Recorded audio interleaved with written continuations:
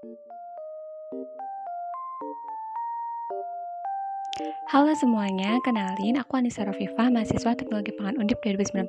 Di video kali ini aku akan melakukan uji organoleptik yaitu uji ranking dengan produk berupa susu UHT rasa coklat. Nah, dari uji ranking ini akan diketahui merek susu mana yang memiliki kualitas sensori paling tinggi dan juga paling rendah. Sebelum kita lihat video uji yang dilakukan, kita bahas dulu apa itu uji sensori dan juga uji ranking. Uji sensori merupakan sebuah metode untuk mengukur atribut sensori dan juga penerimaan konsumen terhadap suatu produk pangan melalui panelis yang terlatih. Nah, pengujian ini melibatkan 5 panca indera yaitu penglihatan, penciuman, perasaan, perabaan, dan juga pendengaran. Sedangkan apa itu atribut sensori? Atribut sensori merupakan kumpulan kata yang menggambarkan sifat atau karakteristik dari suatu produk pangan. Karakteristik sendiri itu biasanya meliputi warna, rasa, tekstur, dan juga aroma. Salah satu metode dari uji organoleptik yaitu ada uji ranking. Uji ranking sendiri merupakan sebuah uji yang digunakan untuk mengurutkan 2 sampel atau lebih berdasarkan atribut sensorinya dan juga tingkat penerimaan konsumen untuk menentukan produk mana yang memiliki kualitas terbaik dan menghilangkan yang jelek. Nah, uji ranking memiliki kelebihan di antaranya cepat, prosedurnya sederhana sehingga mudah dipahami oleh panelis dan juga dapat digunakan untuk bermacam-macam contoh produk. Produk yang diuji ranking pada kali ini yaitu susu UHT rasa coklat. Susu UHT itu apa sih? Susu UHT merupakan susu yang diolah dengan menggunakan pemanasan tinggi atau ultra high temperature yaitu dengan suhu sekitar 135 sampai 145 derajat Celcius dalam waktu yang sangat singkat 2 sampai 5 detik. Nah, pemanasan ini akan menyebabkan semua mikroba pada susu itu mati, baik bakteri patogen maupun bakteri pembusuk, sehingga nantinya susu menjadi lebih tahan lama. Merek susu UHT coklat yang digunakan pada pengujian ini yaitu ada Denkow, Ultramilk, Indomilk, Real Good, dan juga Frisian Flag. Nah, kira-kira dari kelima merek ini tadi, mana ya yang memiliki kualitas sensori yang paling baik? Langsung aja yuk kita simak video uji dan juga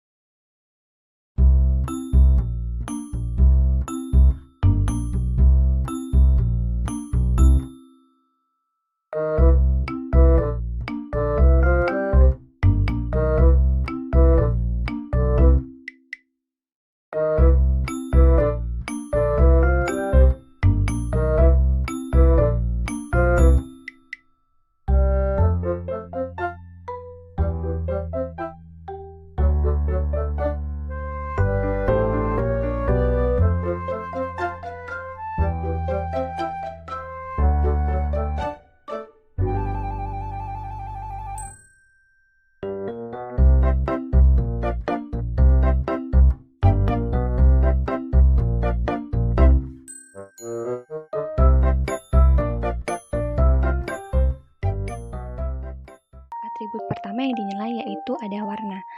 Warna di sini ditentukan dari warna yang paling coklat sampai coklat terang. Dari hasil uji yang dilakukan diperoleh hasil yaitu yang pertama yang paling gelap ada Real Good, kemudian Frozen Flag, yang ketiga ada Indomilk, yang keempat ada Denkau, dan kelima yang paling terang yaitu Ultramilk.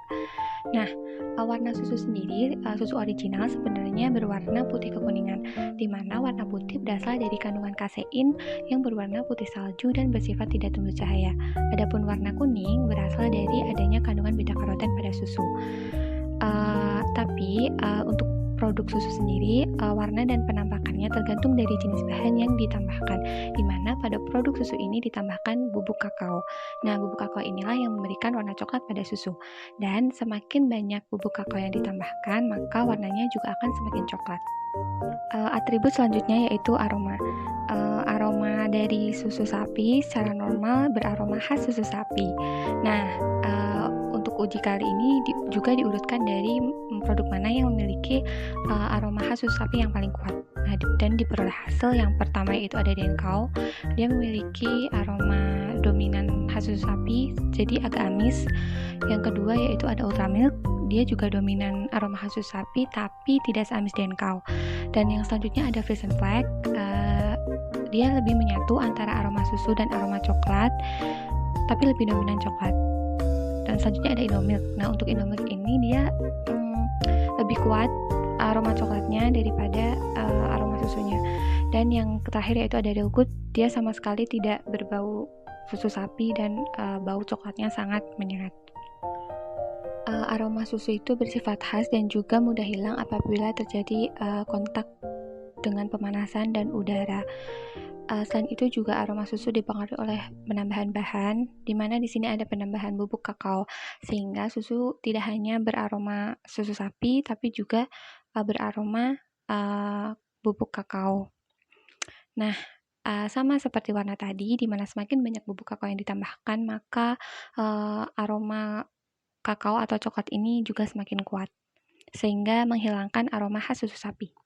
Atribut berikutnya yang diukur yaitu ada rasa. Rasa di sini ditentukan dari rasa susu yang paling manis, di mana diperoleh hasil yaitu yang pertama yang paling manis ada Real Good, yang kedua ada Frozen Flag, yang ketiga ada Indomilk, yang keempat Denkau, yang kelima Ultramilk. Nah, sebenarnya rasa susu original atau susu segar itu memiliki rasa yang sedikit manis, dominan gurih, di mana rasa gurih ini berasal dari adanya kandungan lemak dan juga protein. Sedangkan rasa manis dari produk susu UHT coklat ini berasal dari adanya penambahan gula. Gula sendiri merupakan salah satu sumber rasa manis yang berguna untuk memberikan rasa manis pada produk dan juga memberikan keawetan karena gula bersifat dapat menekan pertumbuhan bakteri. Penambahan gula ini semakin banyak juga akan menyebabkan rasa kemanisan yang semakin tinggi. Atribut sensori yang terakhir diuji yaitu ada kekentalan. Kekentalan di sini ditentukan dari yang paling kental sampai yang encer. Nah, dari hasil uji yang dilakukan yaitu Frozen Flag memiliki kekentalan yang paling tinggi, kemudian disusul ada Denkau, yang selanjutnya ada Ultramilk, kemudian Indomilk, dan yang terakhir ada Real Good. Real Good di sini memiliki kekentalan yang sangat encer, bahkan hampir mirip dengan air. Kekentalan pada susu sendiri sebenarnya berasal dari adanya kandungan kasein atau misein dan juga gula-gula lemak yang ada pada susu. Tetapi penambahan bahan lain juga dapat mempengaruhi kekentalan susu. Yang pertama yaitu gula. Penambahan gula dapat meningkatkan viskositas susu karena gula bersifat dapat meningkatkan viskositas, tegangan permukaan dan juga tekanan osmotikal larutan. Yang kedua yaitu adanya air, penambahan air. Nah, di mana susu sendiri memiliki viskositas yang lebih tinggi dari air. Dan apabila dalam pembuatan susu UHT sendiri itu menggunakan air sebagai bahan bakunya atau menggunakan air dalam jumlah yang lebih banyak dari susu, maka pasti akan menghasilkan produk susu yang akan lebih encer. Oke, selanjutnya kita akan bahas faktor apa aja sih yang dapat mempengaruhi hasil dari uji organoleptik.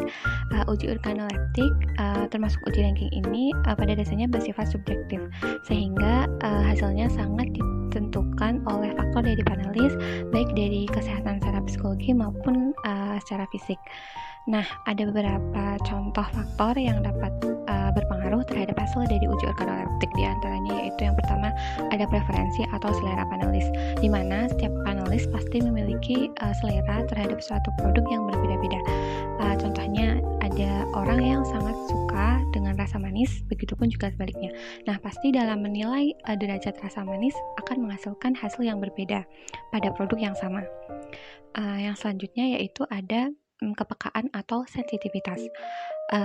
Kepekaan atau sensitivitas ini salah satunya juga dipengaruhi oleh kondisi kesehatan panca indera panelis, di mana apabila panelis tersebut sedang mengalami gangguan-gangguan ringan maupun gangguan berat, pasti akan menurunkan sensitivitas panca indera yang nantinya dapat menimbulkan penyimpangan atau penilaian yang tidak akurat.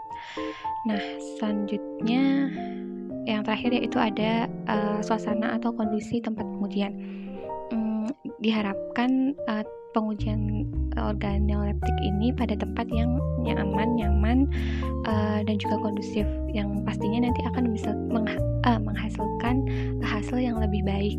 Dan juga selain itu pencahayaan juga penting pada tempat pengujian, di mana pencahayaan dapat mempengaruhi warna produk yang diuji. Sama seperti uji yang lain, uji organoleptik ini pasti memiliki kemungkinan kesalahan yang terjadi selama pengujiannya. Nah, di sini ada beberapa, yaitu yang pertama terlalu terburu-buru ketika mencicipi produk, tidak hati-hati juga kurang perhatian, sehingga hasil penilaian akan kurang akurat. Dan yang kedua yaitu kurang minum air putih atau bahkan lupa tidak minum sebelum berganti ke sampel, sehingga hasilnya juga tidak akurat karena tidak dalam keadaan netral. Dilihat dari faktor-faktor yang dapat menentukan keberhasilan pengujian uji organoleptik ini, maka ada beberapa saran, yaitu yang pertama dilakukan pembatasan informasi mengenai sampel kepada panelis, yaitu dengan cara memberikan 3 digit angka pada sampel sebagai kode tanpa memberitahu perlakuan atau merek produk, sehingga panelis tidak dapat mengenalinya dan tidak membentuk persepsi panelis akan sampel sebelum panelis melakukan pengujian. Yang berikutnya yaitu ada memilih panelis yang memiliki motivasi tinggi untuk melakukan penilaian, dan memeriksa dan memastikan panelis dalam keadaan sehat. Dan yang terakhir yaitu memilih tempat pengujian yang aman, nyaman, kondusif, dan pencahayaan yang cukup. Uji ranking dapat disimpulkan dengan menjumlah setiap peringkat untuk sampel atau dengan rata-rata peringkat total. Dari peringkat yang telah ditentukan sebelumnya, untuk peringkat 1 maka memperoleh skor 5.